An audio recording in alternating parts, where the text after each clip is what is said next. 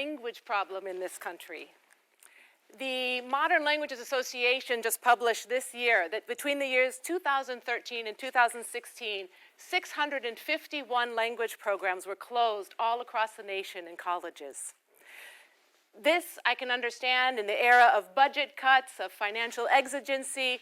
Many monolingual speakers see language learning as a luxury. It's something that might be nice to have when you travel, so that when you take your trip to Italy and you're in Roma and you order your spaghetti, you can say bellissimo. Or when you go to Munich Oktoberfest and you lift up your glass, you can say noch ein Bier bitte. Or the more adventurous of you can go to Argentina and Buenos Aires and order your dinner carne asada, cocido a punto. Or you can feel quite smug, bargaining very well for your trinkets in the Chinese marketplace, saying, 太贵了, 能不能便宜点? I get it, it's fun, right? You feel cosmopolitan. But this is not what it means to be a global citizen. This is not what it means to have linguistic competency. So while you see yourself as starring in the movie and everybody else playing a supporting role, other people see themselves as starring in a movie and you're playing their supporting role. That's not what language learning is about. Language learning is all about cultural competency. So what's cultural competency? It's quite complicated. Everybody seems to have a definition. Language learning is cultural competency because through language learning, you develop a deep sense of empathy, understanding, and respect for differences. You come to understand that there are different worldviews and that you can see and understand those worldviews without judgment. You can understand people's, the complexity of people's positions and situations because of those different backgrounds. You are also able to communicate effectively, whether it's through language or through social behavior in a variety of settings in very appropriate manners as a result of this cultural competency. Language is your access to the world. And the neuroscientists support us on this. Not only does language learning shape our brain differently, we have more gray matter, more white matter, and more neurons to play with. It increases, it strengthens our cognition. We are better able to focus on tasks. We are better able to, with abstract thinking. It also develops the executive function. The executive function is like the traffic control center that organizes and regulates thinking and decision making. So because of this decision making, we are able to have greater control over our impulses. And as a result of having greater empathy, our moral decisions are based on rational, not emotional or immediate responses. So you see, this is an important aspect of language learning. So I decided to up my game by diving into an advanced Chinese language class looking at project-based language learning. The reason why I was doing this is because I wanted my students to have an authentic learning experience with real-world tasks and real-world consequences. I also wanted my students to develop skills and competencies that they'll be using in the future. In addition, I wanted them to have voice and choice over their own learning, which we know increases student motivation. And I wanted my students to make language learning their own, because we also know if you make language learning your own, that helps you to become a lifelong learner. So I decided to use the United Nations Sustainable Development Goals for 2030, focusing specifically on sustainable cities, responsible consumption, and climate change.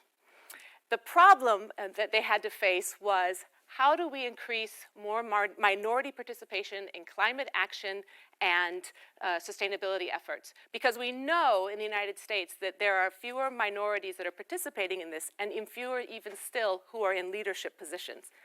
So the challenge is, for the students, to find a way to increase minority participation in sustainability efforts and climate action, and their audience was the Chinese-speaking community among us. But before my students could launch on that project, they had to first learn about their own relationship to sustainability efforts and climate change. So we used an app that I learned through the Faculty Development Institute to reflect upon their own sustainability efforts. And then they also had to calculate their carbon footprint. Through calculating their carbon footprint, they were able to compare their carbon footprint with other Chinese speakers in the community. Then they were able to look at what other countries are doing to combat climate change and to compare it to what's happening in the United States. Then they were ready to tackle their audience. This particular group decided to focus on middle schoolers in an after-school English language program. This was the majority are native Chinese speakers. And in order to do this first, they had to work on an empathy map to think about what these middle schoolers think, say, feel, and do about climate action, keeping in mind that cultural context of these native Chinese speakers. And then they had to plan a course of action. This particular group decided to do a presentation on recycling, but also thought that these students might not know so much about composting. So through this presentation on recycling and composting, they also devised a series of activities whereby the middle schoolers were able to practice both composting and recycling, and they did this all in Chinese. What's fascinating about this experience is that there were also several middle schoolers in that classroom who are not native Chinese speakers, nor are they native English speakers. They have different linguistic backgrounds, but they participated enthusiastically in Chinese in learning about climate change and climate action and sustainability efforts. My students felt that they didn't have enough time working with the middle schoolers on this project. They loved the fact that through this project, they became to understand and were able to reflect upon their own beliefs and values about climate change. And they were excited about being able to bring awareness to this middle school group and the intimate setting they felt when they were working with these students, and that they themselves learned more about these students' cultural context. The students absolutely loved my Union College students. They invited them back to the Multicultural Festival, which was taking place right afterwards. And the middle school teacher found my students to be very prepared, very professional, and they loved how the students engaged with every one of her middle school students. And she looks forward to future collaborations with us. This is showing us that language learning is not about what we do internationally, it's also what we do within our community.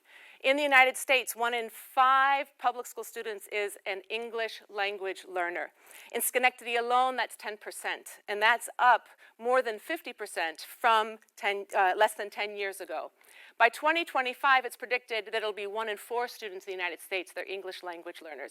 This is an untapped resource. This is an undervalued resource because the science already shows that multilingual speakers have greater achievement and capacities than their monolingual peers.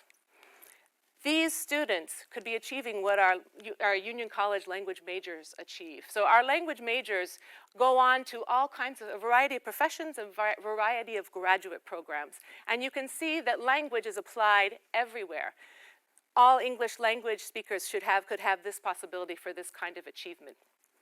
So if I could have my way, I would make every child in the K through 12 system be in a bilingual or immersion program. I would make sure that every Union College student graduated with linguistic fluency, because language learning breaks down barriers to access, it embraces diversity, it is cultural competency, and it is the portal to the world. Thank you.